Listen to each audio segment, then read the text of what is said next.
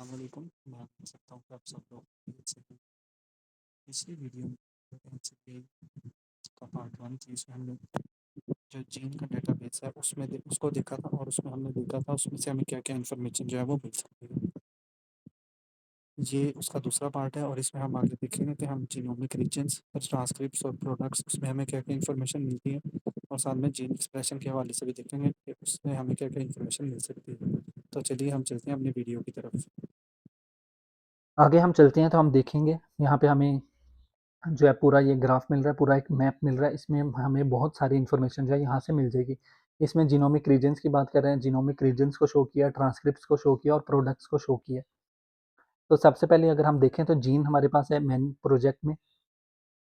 यहाँ पे जो MN से जो शुरू होने वाले जितने भी हमारे पास एक्सेशन नंबर हमें मिलेंगे वो शो करेंगे उसके mRNA को, जो प्राइमरी ट्रांसक्रिप्ट बन रहा है एक जीन का।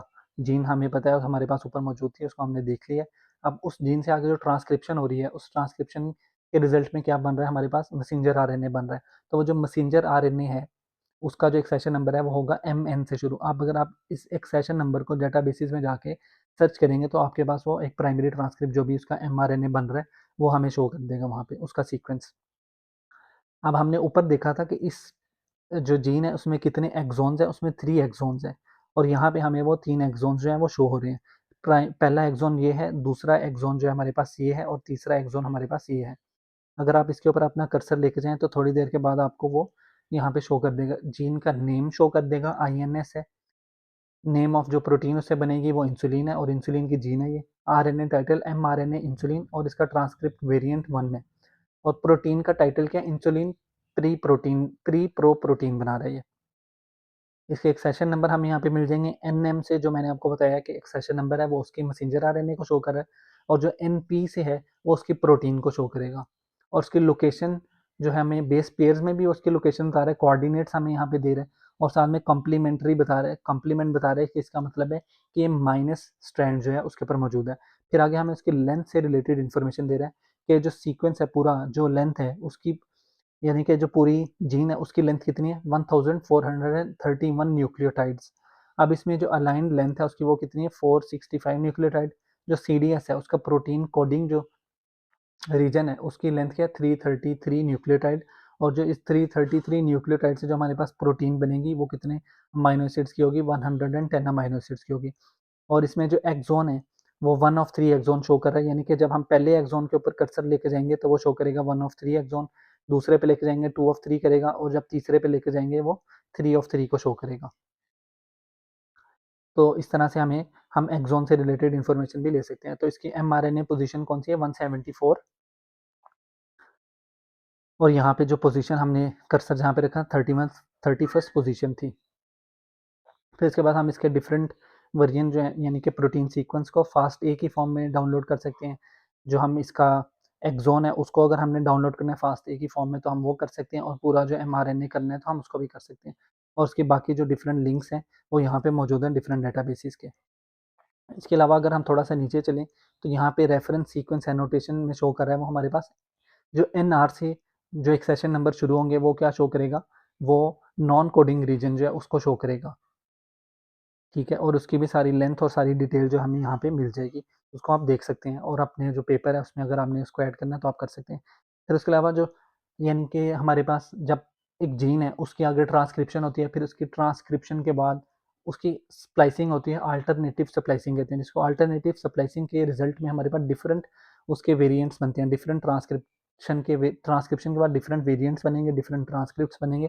ये सारी इन्फॉर्मेशन उसकी शो कर रहा है कि इसके डिफरेंट वेरिएंट्स जो हैं वो कौन कौन से हैं।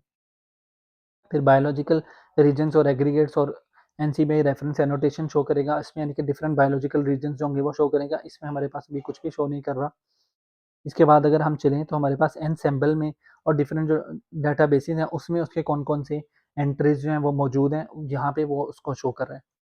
अब साइटेड वेरिएशंस की बात करें, यानी कि इस रीजन में, इस सेक्शन में हमें वो वाली वेरिएशंस दिखाएगा, यानी कि सिंगल न्यूक्लियोटाइड पॉलीमॉर्फिज्म्स वो वाली शो करेगा जो कि ऑलरेडी लिटरेचर के अंदर मौजूद हैं।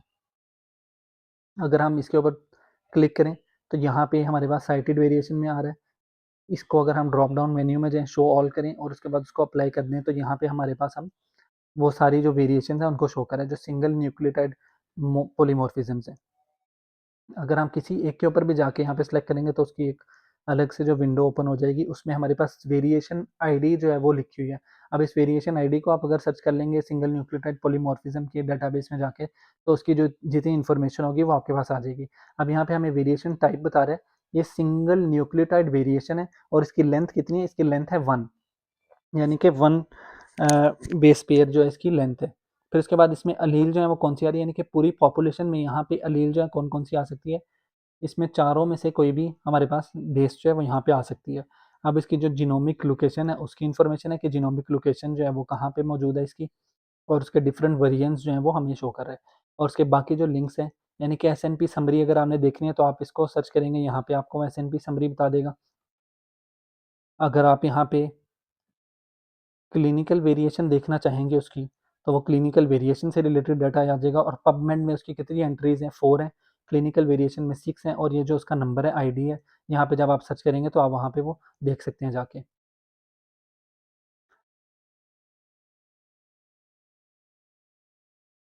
यहाँ पे हमारे पास उसके जो क्लिनिकल जो हमने सिंगल न्यूक्लियोटाइड पॉलीमॉर्फिज्म जो है उसको देखा, यहाँ पे हमारे पास जो टी है उसकी फ्रीक्वेंसी कितनी है, वो हमारे पास फ्रीक्वेंसीज़ जो हैं शो कर रहे हैं, वेरिएशन टाइप को शो कर रहा है और अलील्स को शो कर रहा है कि कौन-सी अलील जो है यहाँ पे मौजूद हो सकती है और उनकी वेरिएशन जो है वो कितनी है। तो ये सारी इन्फॉर्मेशन आप यहाँ से कलेक्ट कर सकते हैं। अब अगर हम आगे चलें तो क्लिनिकल वेरिएशन की बात करते हैं। अब क्लिनिकल वेरिएशन में हमें वो वाली, यानी कि सिंगल न्यूक्लियोटाइड पॉलीमॉर्फिज़म्स हैं या जो हैं वो उसमें डिलीशंस हैं या इंसर्शंस हैं, उनको शो करता है जिसकी वजह से कोई पैथोजेनिसिटी हो सकती है, जिनके कोई क्लिनिकल इंपॉर्टेंस है। तो यहाँ पे क्लिनिकल वेरिएशन की आइडेंटिटी शो कर रहा है, सिंगल न्यूक्लियोटाइड आइडेंटिटी उसकी शो कर रहा है, इंटरप्रिटेशन शो कर रहा है और ये इसके केस में अनसर्टेन सिग्निफिकेंस है और साइटेड क्राइटेरिया जो है वो प्रोवाइडेड है और सिंगल सबमिटर है। एसएनवी या सिंगल न्यूक्लियोटाइड वेरिएशन है। जो क्लिनिकल वेरिएशन की जो अलील है जिसकी वजह से क्लिनिकल वेरिएशन आ रही है, वो यहाँ पे टी है, ठीक है? फिर मॉलिक्यूलर कंसीक्वेंस जो उसका क्या है, मिससेंस वेरिएंट है, नॉन कोडिंग ट्रांसक्रिप्ट वेरिएंट है, यानी कि नॉन कोडिंग है, नॉन कोडिंग रीजन में और उसके साथ में लोकेशन जो है वो नीचे हमारे पास शो हो रही है। अब थोड़ा-सा और अगर हम नीचे चलें तो इसमें आरएनए सीक्वेंस और एक्सॉन कवरेज को शो कर रहा है। अब जितनी लाइन की थिकनेस ज़्यादा है जहाँ पे, वहाँ पे वो शो कर रहा है कि यहाँ पे उसका एक्सॉन जो है वो मौजूद है। इसको हम कोरिलेट भी कर सकते हैं ऊपर वाली डायग्राम के साथ। यहाँ पे हमारे पास एक्सॉन है, पहला एक्सॉन यहाँ पे है, तो इसके अगर हम नीचे देखें, तो यहाँ पे हमें नज़र आ रहा है कि यहाँ पे एक्सॉन मौजूद है, तो उसके साथ हम कोरिलेट करके देख सकते हैं। फिर थोड़ा-सा और नीचे चलें तो यहाँ पे इंट्रॉन के बारे में बता रहा है, वो इन्फॉर्मेशन दे रहा है कि ये जो सीक्वेंस जहाँ पे आप थिकनेस शो कर रहा है, यहाँ पे वो शो कर रहा है कि यहाँ पे इंट्रॉन मौजूद है और जब स्प्लाइसिंग हो जाती है उसमें इंट्रॉन निकल जाते हैं, तो वो ये रीजन शो कर रहा है कि यहाँ इसकी प्रॉपर स्प्लाइसिंग हो जाती है और इसमें से जो इंट्रॉन्स हैं वो निकल जाते हैं और सिर्फ एक्सॉन जो है वो रह जाते हैं। और सबसे नीचे वाला जो हमारे पास पैनल है, उस अच्छा यहाँ पे हमारे पास वो इंट्रॉन्स को शो कर रहा है और इंट्रॉन के जो लेंथ है उसको शो कर रहा है कि यहाँ पे जो इंट्रॉन है उसकी लेंथ है 179 न्यूक्लियोटाइड और ये जो इंट्रॉन है इसकी लेंथ है 787 न्यूक्लियोटाइड और उसके आगे जो डिफरेंट लिंक्स हैं डिफरेंट डेटाबेसेस में, वो भी यहाँ पे हमारे पास शो कर रहा है। उसके बाद हम लास्ट चीज़ देखते हैं यहाँ पे एक्सप्रेशन को, एक्सप्रेशन प्रोफाइल को। अब जो एक्सप्रेशन प्रोफाइल यहाँ पे वो शो कर रहा है वो किसी एक स्पेसिफिक प्रोजेक्ट में शो कर रहा है। अब ये जो प्रोजेक्ट है इसका जो नेम है, टाइटल है, वो है tissue specific circular RNA induction during human fetal development, यानी कि इसमें यानी कि डिफरेंट टिश्यूज से उन्होंने आरएनए के जो सैंपल्स हैं उनको कलेक्ट किया, उसके बाद उसकी सीक्वेंसिंग की और ये जो सारे सैंपल उन्होंने कलेक्ट किए वो ह्यूमन फीटल डेवलपमेंट के दौरान किए। अब यहाँ पे जो ऊपर हमारे पास ये मेन्यू शो रहा है, इसमें हम क्या शो कर सकते हैं, हम पूरी स्टडी को एक दफ़ा में देखें, या उसमें से आरएनए सीक्वेंसिंग के टोटल जो 20 टिश्यूज़ में से लिए गए हैं उसको देखें, या normal RNA sequencing in normal tissues हैं उसके साथ भी हम देख सकते हैं और कंपैरिजन कर सकते हैं। अब इस प्रोजेक्ट की डिस्क्रिप्शन क्या है, इसमें 35 ह्यूमन फीटल सैंपल जो हैं वो कलेक्ट किए गए 6 टिश्यूज़ से, 3 टू 7 रेप्लिकेट्स पर टिश्यू और कलेक्शन का टाइम जो उन्होंने हमें दिया है वो क्या है, 10 टू 20 वीक्स का जो जेस्टेशनल टाइम पीरियड है उसके दौरान जो है इसको कलेक्शन की गई थी।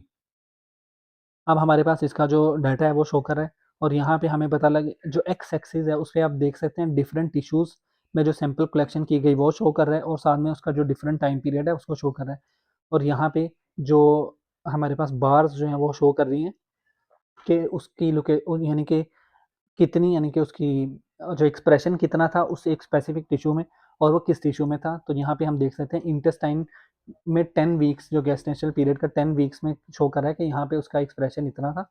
अब नंबर ऑफ सैंपल जो थे वो 2 थे, और जो हमारे पास एक्स एक्सिस है वहाँ पे शो कर रहा है कि दूसरा जो बार हमें नज़र आ रहा है उसमें शो कर रहा है कि स्टमक में उसका एक्सप्रेशन था 10 वीक्स में, और जो आरपीकेएम में पर किलो बेस जो है उसका रेट शो कर रहा है, और यहाँ पे कितना उसका है 0.019, और उसकी जो स्टैंडर्ड डिविएशन है प्लस माइनस 0.019 है, और यहाँ पे शो कर रहा है स्टमक में जो उसका एक्सप्रेशन ज़्यादा था 10th वीक में, और जो उसका एक्सप्रेशन था इंटेस्टाइन में वो कम था, और बाकी जो था बाकी टिश्यूज़ में या तो उसका एक्सप्रेशन बिल्कुल नहीं था या नेग्लिजिबल है, या इसमें इतना कम है कि वो शो नहीं हो रहा।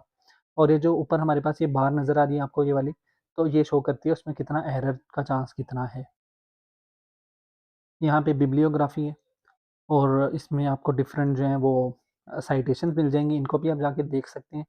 तो आप देख सकते हैं हमें इस एक छोटे से सेक्शन में कितनी ज़्यादा इन्फॉर्मेशन जो है वो मिल रही है।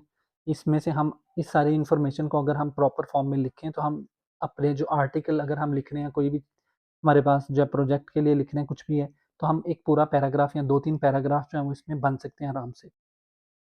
तो अगर हम थोड़ा-सा और नीचे चलें तो यहाँ पे बिब्लियोग्राफी मिल जाएगी, डिफरेंट हमें जो है वो फिनोटाइप से रिलेटेड इन्फॉर्मेशन के डिफरेंट हमें लिंक्स मिल जाएँगे। फिर इसका कॉपी नंबर रिस्पॉन्सेज़ हैं, जीवास कैटलॉग है, जीनोम वाइड एसोसिएशन स्टडीज़ की।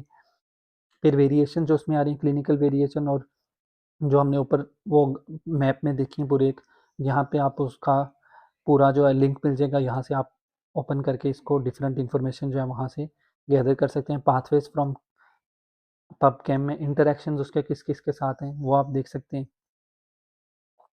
फिर जनरल जीन इन्फॉर्मेशन है, और इस तरह की हमें इधर बहुत सारी चीज़ें जो है वो मिल जाएँगी, और उसकी लोकेशन जो है, लोकेशन के बारे में भी हम देख सकते हैं, प्रोटीन जब बन जाएगी तो उसकी लोकेशन जो है वो कहाँ पे है। जनरल इन्फॉर्मेशन सारी हमें यहाँ से मिल जाती है। तो मैं उम्मीद करता हूँ ये आप वीडियो आपके लिए हेल्पफुल जो है साबित हुई होगी, और आप अगर खुद से जाके इन चीज़ों को एक्सप्लोर करेंगे, तो आपके लिए बहुत ज़्यादा बेनिफिशियल रहेगा, और आपकी रिसर्च में आपको बहुत ज़्यादा हेल्प करेगा। एक आखिरी चीज़ हम देख लेते हैं कि इसमें हम डाउनलोडिंग के जो हमारे पास ऑप्शन है, तो आप यहाँ पे डेटा सेट्स को अगर हमने डाउनलोड करना है, तो यहाँ पे हमारे पास सबसे पहले जीन सीक्वेंस है, फास्ट ए की फॉर्म में आप जीन को अपने यहाँ से डाउनलोड कर सकते हैं। फिर अगर आपने ट्रांसक्रिप्ट का जो सीक्वेंस है उसको डाउनलोड करना है, तो आप यहाँ से इसको चेक कर सकते हैं। आप तीनों को इकट्ठे भी चेक कर सकते हैं, तीनों को इकट्ठे भी आप डाउनलोड कर सकते हैं। अगर आपको ज़रूरत नहीं है, तो आप किसी एक को, जिसकी भी आपको ज़रूरत है, आप उसको यहाँ से चेक करके उसको डाउनलोड कर सकते हैं। प्रोटीन सीक्वेंस भी है, और यहाँ से आप डाउनलोड कर सकते हैं, और उसमें अपने फ़ाइल का जो नेम है वो भी अपनी मर्ज़ी से सिलेक्ट कर सकते हैं। तो आज की वीडियो में सिर्फ इतना ही। अगली वीडियो में हम जो है वो कुछ मज़ीद जो डेटाबेसेस हैं प्रोटीन से रिलेटेड और डिफरेंट, उनके बारे में एक्सप्लोर करेंगे। Thanks for watching. अल्लाह हाफ़िज़।